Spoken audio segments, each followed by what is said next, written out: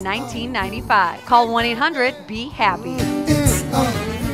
Getting the facts right from the start. It's what we do.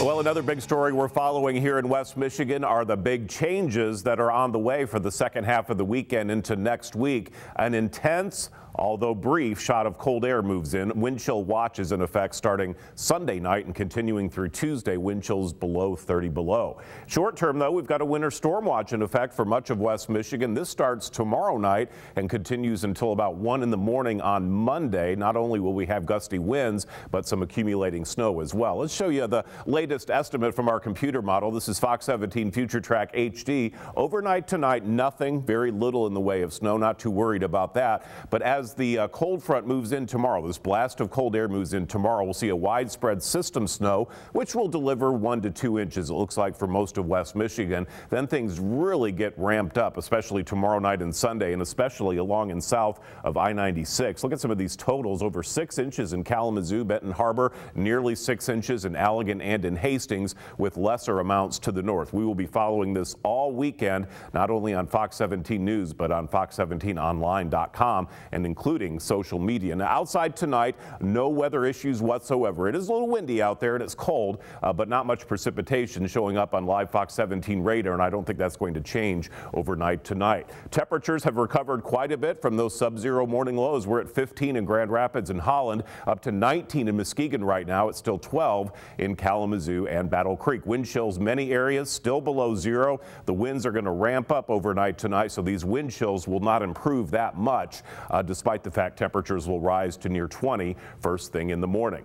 Here's a big picture here. You can see a lot of snow across a lot of the Midwest. Our winter storm watch extends all the way down into western Tennessee and parts of Arkansas. This area in light blue, wind chill warnings. We've got winter weather advisories, and look at this across the entire state of North Dakota into South Dakota and Minnesota. Blizzard warnings in effect. This is a massive winter weather system that's going to start affecting us for the second half of the weekend. Fox 17 Future Track HD.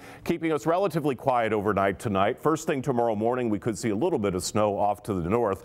Make sure you watch meteorologist Kelly Smith for an update on the forecast first thing in the morning. Here comes the cold front. This is going to give all of us a chance of a widespread system snow, probably on the order of 1 to 2 inches for most of us.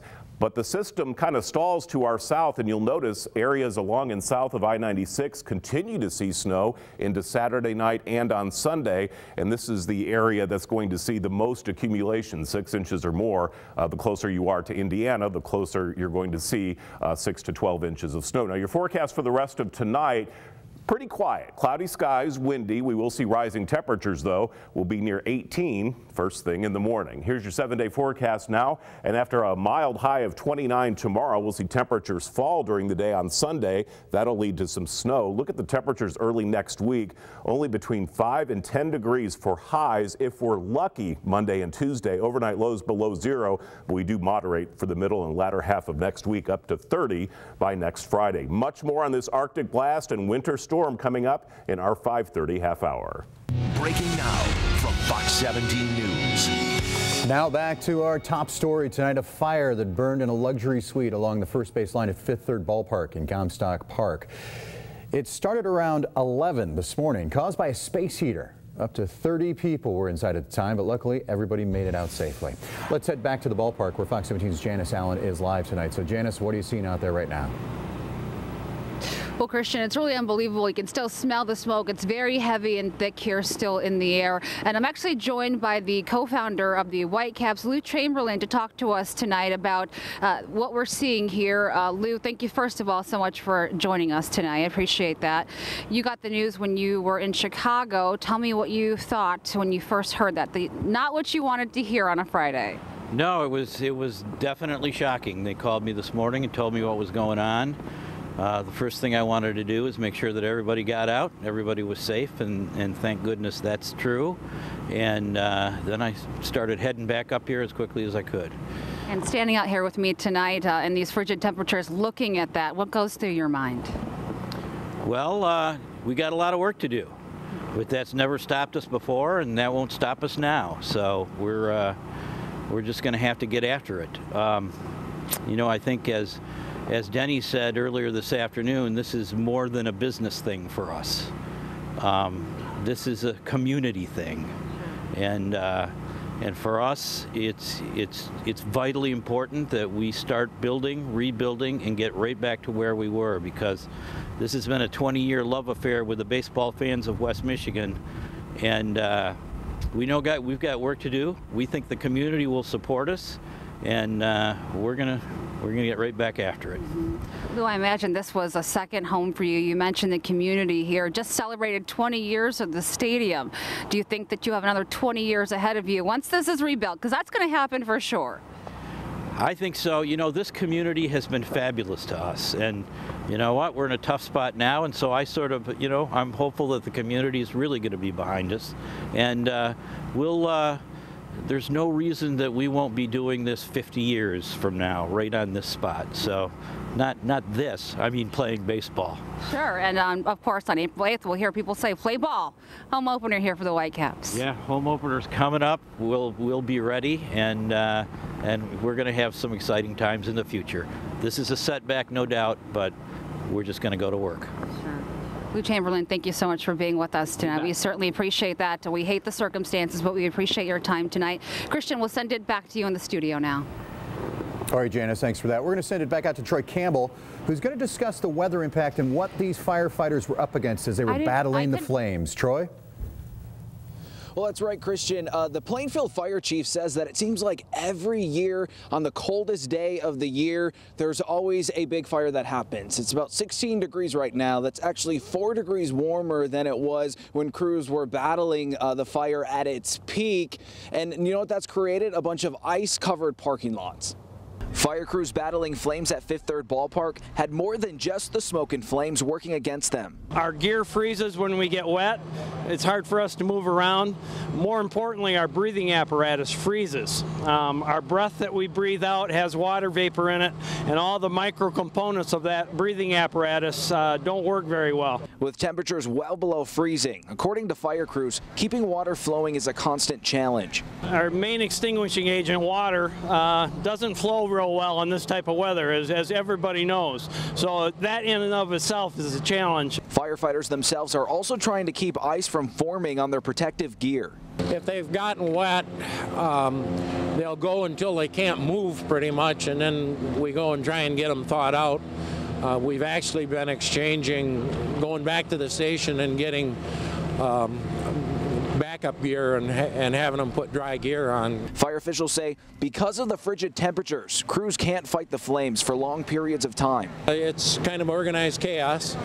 We try to give them a break about every 20 minutes to a half an hour, depending on where they've been operating. The area around the ballpark now covered in ice as the water used to fight the fire freezes, creating another challenge for crews.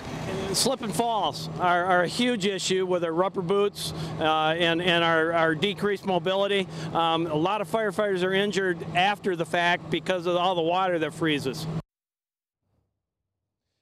That was Plainfield Township Fire Department that we spoke to about the cold temperatures. And fire crews, they also use their own warming buses to stay warm from all the cold. They also got some help from other outside organizations. And at 6 o'clock, we'll tell you how fire officials say the community really came together to help keep firefighters warm. Christian? And Troy, I would imagine it's not every day they get up there on their ladder trucks, but they certainly had to use them today. It's something they trained for like that, right? And he said the Plainfield Township Fire Chief says that they actually learn something every year. They said about this time last year they were fighting a fire at a different restaurant, and that's what he was comparing it to. Some of the new challenges that they had last year, they learned from it. They developed new techniques, and they said that it really seemed to be a success this year. All those guys laying their lives on the line for us every day. We sure appreciate it. Thanks a lot for that report, Troy. And we are back after the break with the rest of today's top stories. Stay with us. 45-minute bus ride to school. One of 7 may still be doing this. Fans young and old came out to the Van Andel Arena to celebrate the Griffins' first AHL championship in franchise history. For really just the third time in program history and 5th ever week, Michigan State Spartans are the top-ranked basketball team in the nation. No NFC North title, no postseason, just a whole bunch of what ifs and coulda, shoulda, wouldas. Zeeland West and West Catholic both bringing home state championships on Saturday. Michigan State Spartans preparing themselves for a trip to Pasadena in the Rose Bowl, where they will take on Stanford in the 100th edition of the Granddaddy of them all. Now GV heads to Maryville, Missouri to take on second-ranked and undefeated Northwest Missouri State on Saturday in the semifinals. It's not goodbye, because I will remain in the organization doing something. And from the bottom of my heart, to the fans, to the media, to this organization, thank you for having me. This January, from the network that brought you House. Your Honor, may I object? You may not. What words best describe Fox's brilliant new lawyer, Keegan Dean? Complete narcissist. Stupid idiot. Crazy person. Heartless. Sexy. Disgusting. Monster. Skinny white. And he's just getting started. You're sick. Normal's not so great. Just a word boring people use to make interesting ones feel less special. Greg Kinnear is coming to Fox in Rake. I think I'm starting to win him over there. Premieres Thursday, January 23rd on Fox. My child's life was changed forever by medical malpractice. I needed to protect her future. I called 1-800-CALL-SAM. Our settlement, $3 million. Best call I ever made. Get the bursting advantage and our no-fee guarantee. 1-800-CALL-SAM.